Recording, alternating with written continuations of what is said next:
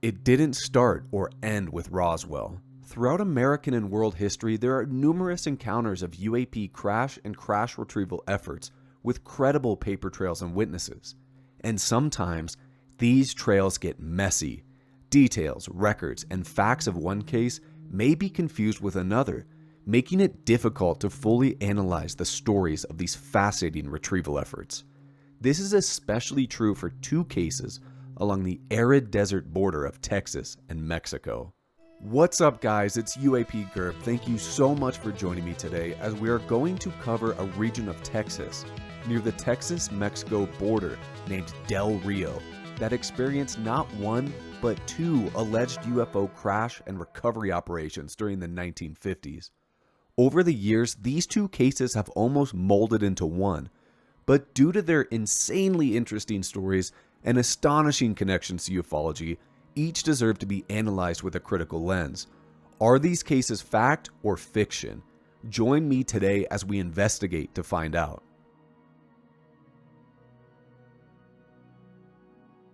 In June of 2018, Dr. Eric Davis was interviewed by journalist George Knapp on Coast to Coast AM. And yes, this is the same Eric Davis from the Wilson Davis memo whose scientific pedigree cannot be understated.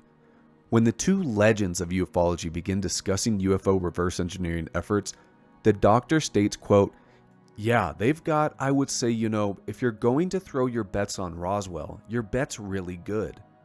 Del Rio, Texas, that was a 1950s case.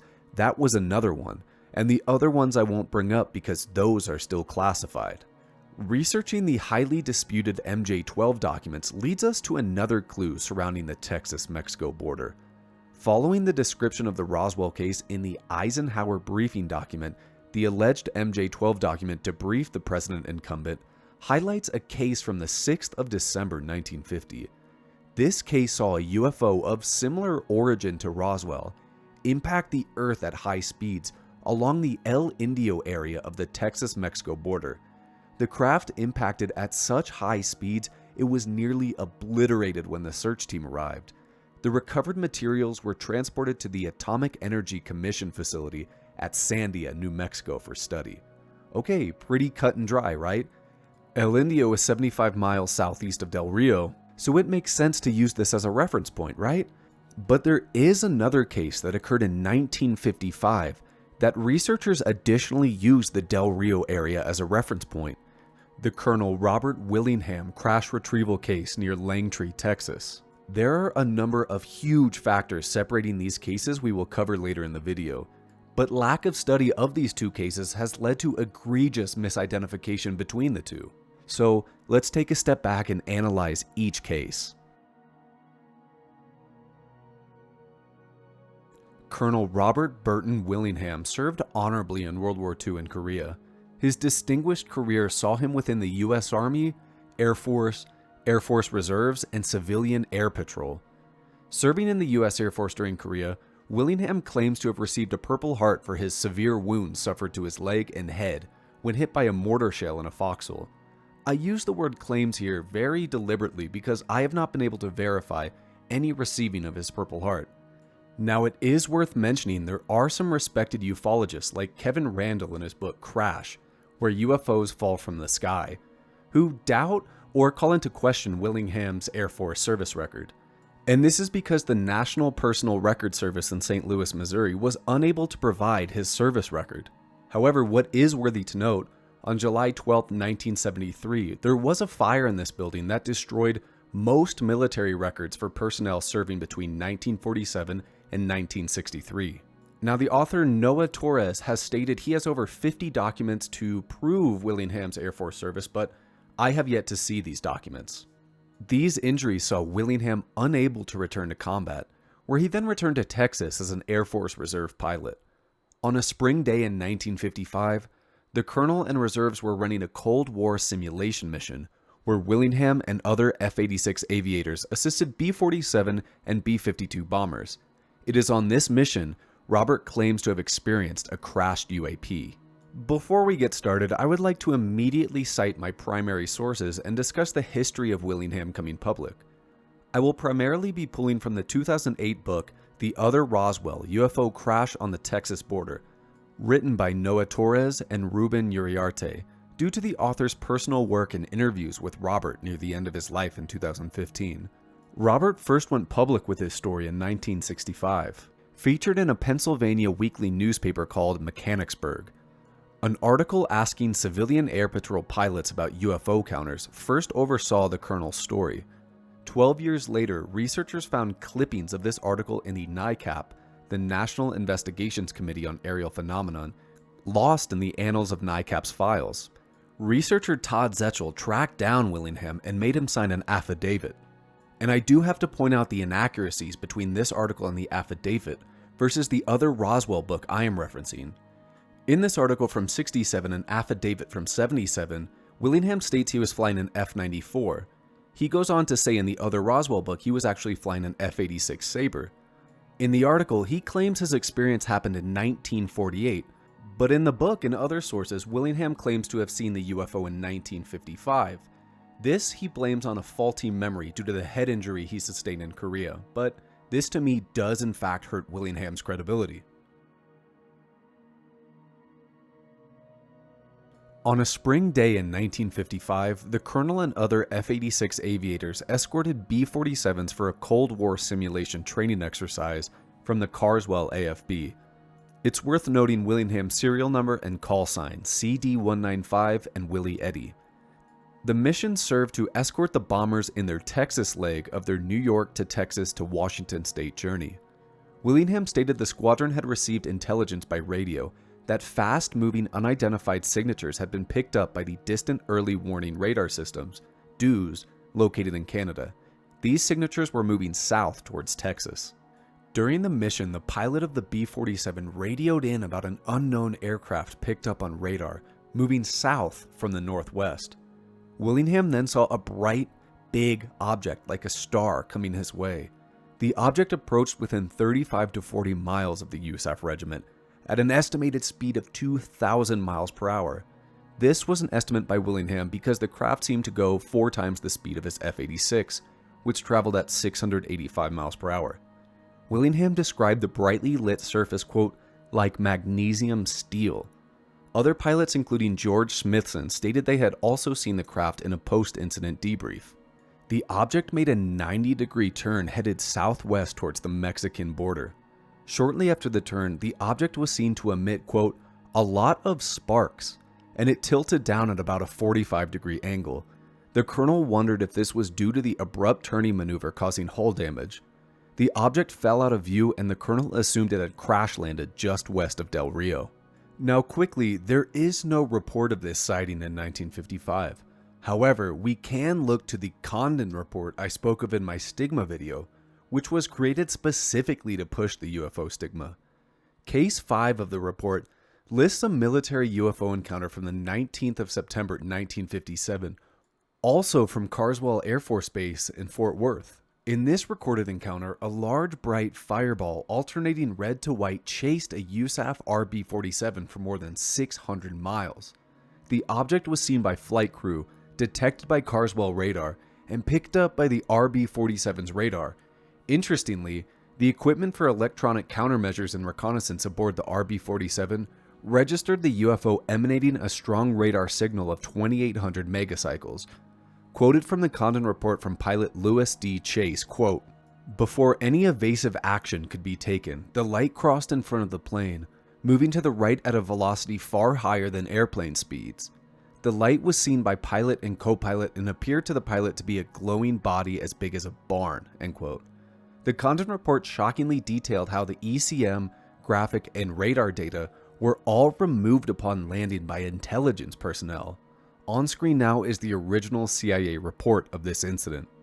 Anyways, back to Willingham. Familiar with the area, Robert estimated the crash to be in Langtry, Texas. He radioed Denver flight controller requesting permission to fly to the estimated crash site. Denver replied, quote, yes, go check out what it was and where it hit. We want to know where it was too, end quote. Willingham approached Langtry from San Angelo and brought his F-86 down to an altitude of near 800 feet. It was here he observed the wreckage of a disc-shaped craft which collided with the ground just south of the Rio Grande on the Mexican side of the border. The craft had seemingly collided and skidded 300 feet across the ground. The colonel returned to mission and formulated a plan to visit the site privately when he returned to base. The colonel arrived to Corsicana Airfield, met his friend, and prepared to depart to the wreckage in a 1947 Aeronca Champion. Willingham's friend slipped under the radar and faced no reprisals for this incident. His name was later revealed after his death in 2002 as Jack Perkins, a Pennsylvania electronics engineer who served in the Civil Air Patrol with Robert. Before we go on to the crash, there may be just a little more to Willingham's story than meets the eye. This unclassified document from the 18th of July 1955, just months after Willingham's encounter, details a response request from USAF Captain Laddie Marin to a request from the commander of USAF Security Services in San Antonio. The commander was requesting for data on UFO sightings from NEAC, the Northeast Air Command, and northwestern United States, specifically from B-47 jets. This could very well be coincidence, but it is interesting how a USAF commander in San Antonio, of all places, was interested in B-47 UFO encounters right after Robert's sighting. And we do have another very relevant case from spring the year before Willingham's encounter, 1954. On May 14, 1954, a flight of Marine Reserve jets led by Major Charles Scarborough flew about 6 miles west of Dallas, Texas. The team spotted 16 unidentified signatures in groups of 4. Pilots Scarborough and Jorgensen attempted to box these UFOs alternating between white to orange, similar to our other 2 cases.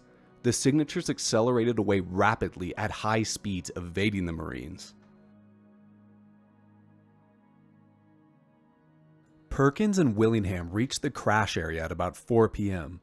The object had broken off into roughly 3 sections with debris strewn everywhere. The object appeared to be dome-shaped, 12 to 15 feet in length, resting 50 feet beyond the main body of the UFO. The main body appeared to be a flattened disc, 20 to 25 feet in diameter, split into 2 larger pieces. Half the disc was embedded into a sandy mound. While touching down, the 2 noticed Mexican soldiers, jeeps, and cars formed in a perimeter around the crash site. The 2 men approached the site and observed many pieces of debris. Quote, "There were lots of pieces of debris, some little and some large chunks about as big as a good sofa chair." Willingham noted the Mexicans were not attempting material gathering or retrieval effort of any kind. No trucks or airplanes were at the scene. The soldiers appeared to be simply standing perimeter on the site. After touching down quite a distance from the wreckage, Mexican soldiers approached the 2 men. One of these, an officer named Lieutenant Martinez from Mexico City, noted Willingham's USAF fatigues and offered to take him near the site, but without Perkins. Martinez told Robert, quote, "We can't let anyone close to it. The American Air Force will be here very soon to clean this all up." Now, Willingham assumed the military men were from the closest army base, Ciudad Acuna, around 100 miles away. I have not been able to track down any record of a Lieutenant Martinez here, but according to Willingham's story, the Mexican government was simply guarding the wreckage for an American crash retrieval team to show up. This is a process claimed that pops up relatively often, such as the 1978 Bolivia crash retrieval I talked about in my Moondust video, which saw Bolivian authorities alerting American military to inspect the downed UFO. When departing the wreckage, Willingham decided he would not leave without evidence of the crash, so he grabbed a small piece of shiny metal debris. Upon returning to base, Willingham submitted an oral and written report to Reserve Commander Colonel Miller, and soon received threats not to discuss his sightings, warning of consequences. One general in USAF intelligence told him, quote, "Don't say anything about what you saw down on the border." The material Willingham possessed was rigid, unyielding, but extremely light, and grayish-silver in color. It reminded him of magnesium steel.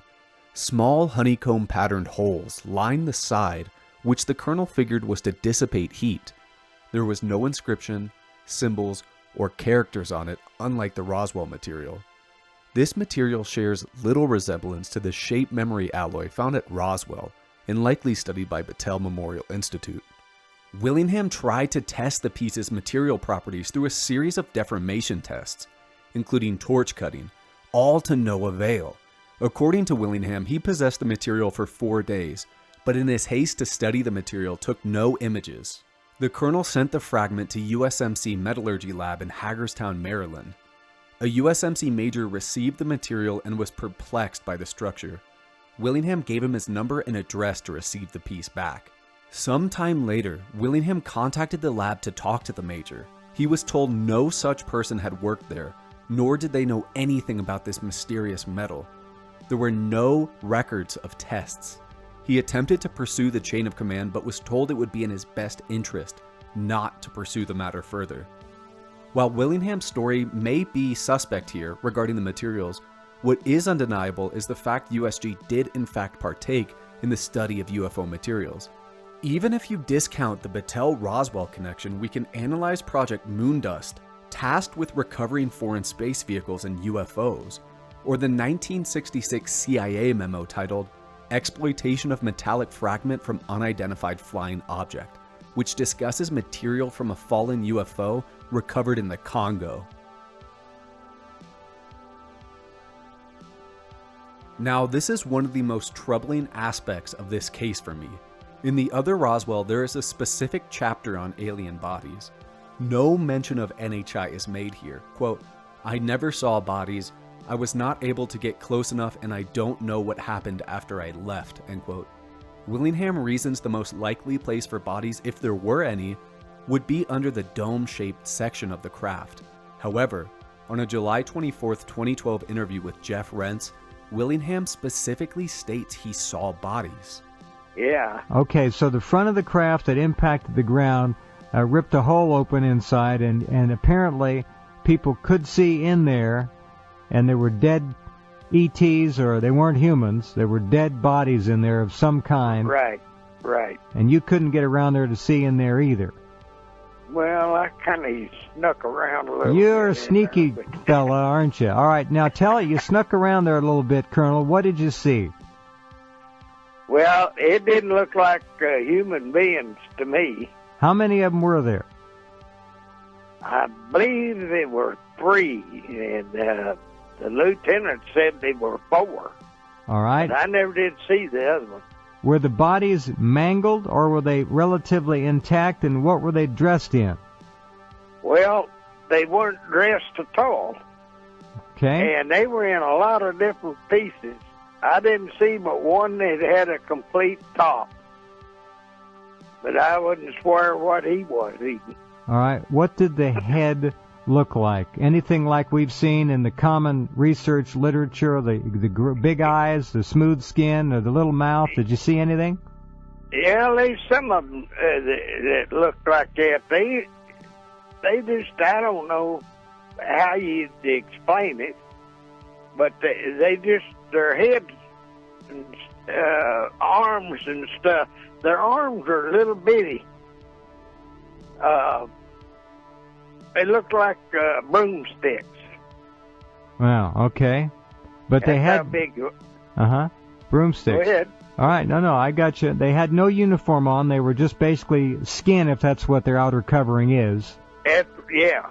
The point of bodies is reiterated in a 2023 presentation given by author of the book, Noah Torres, who additionally mentions bodies. Was this poor reporting in the book? I don't think so, because Willingham is specifically quoted as not seeing bodies. I will absolutely not fall back on an argument that Willingham's memory in old age was failing him, causing him to remember details poorly. This is the argument he uses as to why some small inaccuracies exist in his affidavit, like the type of plane he was flying. I have reached out to Noah Torres for more comment on the bodies because, as of now, this is a massive issue in Willingham's credibility. We do have an independent witness who can bring some interesting details to this case, former USAF member William Draeger. Draeger first appears in Leonard Stringfield's UFO Crash retrievals reports in an entry titled Del Rio, Texas, 1950. Here is another case of conflicting dates with our two cases. While this entry lists 1950, Draeger clearly discusses Willingham's case. Draeger, fluent in Spanish, was hired as an interpreter for a Japanese documentary discussing a UFO crash involving a colonel near the Mexican border. I have not been able to find this documentary, but I have seen screenshots from it in Noah Torres' book. In an affidavit provided, Draeger details how he contacted a Mexican general who commanded that area of the border. Draeger explains the case to the general, and the general stated, quote, "Yes, I know about that. I don't have any papers or documents to prove it, but due to my position, I know about that," end quote. Draeger, Willingham, and the film crew met with the general, who on camera denied and evaded any questions dealing with the incident and UFOs. According to Draeger, this man was beyond reproach and a quote-unquote military celebrity in Mexico. Before we get into the 1950 El Indio case listed in the Eisenhower Briefing MJ12 document, how can we concretely say these two incidents are not the same? Well, for starters, the memo describes the crashed object as totally incinerated, while Willingham's case describes 3 major pieces of wreckage. 2. The 1950 case is listed as occurring on December 6, 1950. Willingham served in Korea until his injury, which occurred on December 26, 1950. And 3. The 1950 case is stated as occurring 75 miles south of Del Rio between El Indio and Guerrero. The Langtry location is 60 miles northwest of Del Rio. And finally, point 4. Willingham's case describes use of distant early warning or DEW systems. These were not implemented until 1952, so impossible to be associated with the 1950 case. So what exactly can we find out about this 1950 crash? From our alleged 1952 MJ12 memo, we observe a craft almost incinerated, recovered between El Indio, Texas, and Guerrero, Mexico. The wreckage is then sent to the Atomic Energy Commission's Sandia facility. And unfortunately, there really isn't too much to be found out about this case. I can reference a 1995 Omni magazine article titled "Crash at El Indio, Alleged UFO Crash in Mexico" by Dennis Stacy. Stacy had conducted a mission from 1990 to 94 to decipher the crash location and determine whether the story mentioned in the document was real or a hoax. Stacy found a town resident, Senor Flores, who actually witnessed the event. Quote, "He had been working on his family's land north of town, north of the river in El Indio, when a ball of fire fell from the sky, crashing on the adjoining ranch and igniting a grass fire. A day or two later, a military contingent arrived from Piedras Negras, blocking off the location and hauled something away by truck." Flores was not aware if the military vehicles were Mexican, American, or a mix, and had no idea if the wreckage was hauled away. Stacy thinks that possibly, but without confirmation, this could be describing a case of a Civil Air Patrol plane crash that occurred on January 16, 1944. But this date, January 6, 1950, is a key date. On this day, a nationwide U.S. alert was called at 10:30 a.m. Eastern Time regarding, quote, "large number of unidentified aircraft approaching northeastern U.S. at high altitude. Defense Command is taking action to dispatch interceptors. No reason to believe they are friendly," end quote. Within the document, an estimated 40 signatures were spotted at 32,000 feet. Funny enough, General Ramey, yes, the same general from Roswell, canceled this alert at 13:16 hours. Interestingly enough, December 8, 1950 then sees a confidential memo directed to J. Edgar Hoover regarding flying saucers, and how Army intelligence has been put on high alert for any data whatsoever on these flying discs. So while we really can't find any factual data on this El Indio crash, we can find nationwide alert regarding UFOs at the same time. Does this FBI memo have to do with the Air Force unidentified craft alert, or possibly a crash retrieval? We do know from the Guy Hoddle memo sent later this year the FBI was in fact discussing crash retrievals and bodies. Apparently, UFO researcher Todd Zetchell, yes, the same from Willingham's case, obtained a declassified USAF document stating the military had recovered a foreign object on December 6th or 7th of 1950 and transported it back to Carswell AFB. But this unwillingness to provide any shred of proof of this document means we cannot consider this part of the case. So remember how the MJ12 document mentions the debris was taken to Sandia Labs and into the hands of the AEC? Well, here's where things get interesting. We all know in the 2024 NDAA, the AEC was historically used to misclassify and obfuscate UFO information and likely more materials, legacy programs, etc. But Sandia Labs sits on the property of Kirtland Air Force Base in New Mexico. In 1949, President Truman handed over managerial responsibilities of Sandia to AT&T, yes, the phone company, the same one that made the transistor in the 1940s. Well, if we look at Stephen Greer's document archive of his disclosure project witness list, we can find 2 examples of redacted names, protected witnesses involving AT&T and NHI. One entry states, quote, witness from ACC with knowledge of ET technology transfer to AT&T, end quote, in the private industrial sector. And another which states, quote, president of blank, knowledge of ET technology transfer to AT&T. He has been on radio sighting show, may have useful pseudonyms, knows about the ET technology transfer program, end quote. And Kirtland itself, along with Sandia, has been forever intertwined with UFO lore. So this is extremely interesting how at the time of this alleged retrieval, Sandia, managed by AT&T under Kirtland Air Force Base, received this ET technology, and Greer has multiple witnesses who comment on some sort of ET or NHI technology transfer to the company. Who knows, maybe AT&T is one of our early suspects for UFOs in the private sector.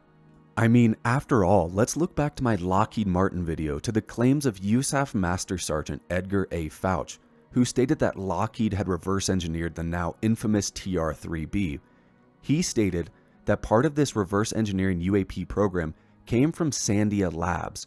Remember, AT&T managed Sandia until 1993 when it was taken over by, you guessed it, Lockheed Martin. So there's a lot more to investigate here and maybe a little bit more truth to this 1950 crash than meets the eye. Hey guys, thank you so much for watching and joining me as I investigated these 1950s Del Rio, Texas UFO crashes. When I started this investigation, I was just expecting to cover one case, 1950. From everything I had read, I thought that Willingham's story, the MJ12 document, William Draeger, and so forth all covered one event. So when I read the book The Other Roswell by Noah Torres, which I highly recommend, it became clear that we were talking about 2 separate instances. I would like to know what you guys think, especially about Willingham. I am eagerly awaiting the author to get back in touch with me because, at least to me, the body's claims, the conflicting claims, are a huge red flag, massive, and I can't really consider this story as anything more than just a story until I have those details ironed out. It is already enough of a problem to me that Willingham changed small details on his affidavit. Sure, they might be small, such as the aircraft he was flying in the year. However, these are still very important things to get right, because if these details are wrong, the affidavit is pretty much null and void. It's kind of disappointing, especially that he relies on head injuries in Korea to say there's these problems with his memories, but, you know, maybe I'll be able to find out a little more and give an update.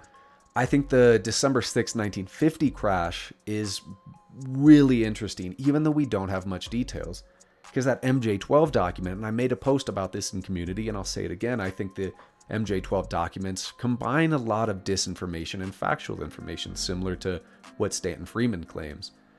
And to me, the context of this crash is super interesting, especially with Sandia Labs, Kirtland, the AEC, just all sorts of delicious puzzle pieces that kind of hook together and kind of weave into what we already think about when we already think of crash retrievals. I promise you guys that next episode is another whistleblowers video. Volume 2, I got plenty of those. I got plenty of ideas, trust me. There's like 2 dozen other crash retrievals I also want to cover, and we'll get to them in time. I thank everyone so much for watching today. Please remember to like and subscribe, and hey, if you think the channel's worth a little bit of cash, feel free to join that Patreon. I'm not going to gatekeep any of my content, only support what you think the channel is worth. And I'd like to get a thought from you guys. We're approaching 5,000 subscribers. At 5,000, I still wanted to do a video explaining the origins and taxonomy of NHI that was a deleted slide in Carl Nell's Soul Foundation presentation. So If you guys want to see that, let me know. If everyone just wants more research, that's totally fine too. I love making these videos. It doesn't matter what I make. I just want to research. I want to put stuff out there that I think is worth talking about and discussing. So you let me know what you guys want. And please, in the comments, let me know what you thought of these cases. I really want to know what you guys think about Willingham. Am I being too harsh here? I don't think I am. I think I'm just kind of weighing the facts. This case is a little different to some others, like Roswell. Roswell, of course, is our best documented crash with all the affidavits signed and all the witnesses.